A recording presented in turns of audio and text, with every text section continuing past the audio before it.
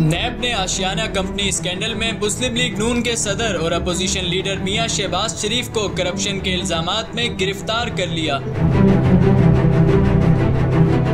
ज़राए का कहना है कि साबिक वजीर आला पंजाब शहबाज शरीफ की नैब में आखिरी पेशी के मौके पर फवाद हसन फवाद को उनके सामने बिठाया गया। फवाद हसन फवाद ने शहबाज शरीफ के सामने आशियाना हाउसिंग स्कीम में करप्शन से मुताल्लिक अहम इंकिशाफात करते हुए कहा कि मियां साहब आप जिस तरह कहते रहे मैं वो करता रहा। ज़राए के मुताबिक फवाद हसन फवाद शहबाज शरीफ के खिलाफ आशियाना हाउसिंग स्कीम में वादा माफ गवाह भी बन गए हैं, जबकि नैब हेडक्वार्टर से जारी होने वाले एलामिये में शहबाज शरीफ की गिरफ्तारी की तस्दीक करते हुए बताया गया कि नैब लाहौर ने साबिक वजीर आला पंजाब को आशियाना कंपनी केस में गिरफ्तार किया है और उन्हें कल एहतसाब अदालत लाहौर में पेश किया जाएगा।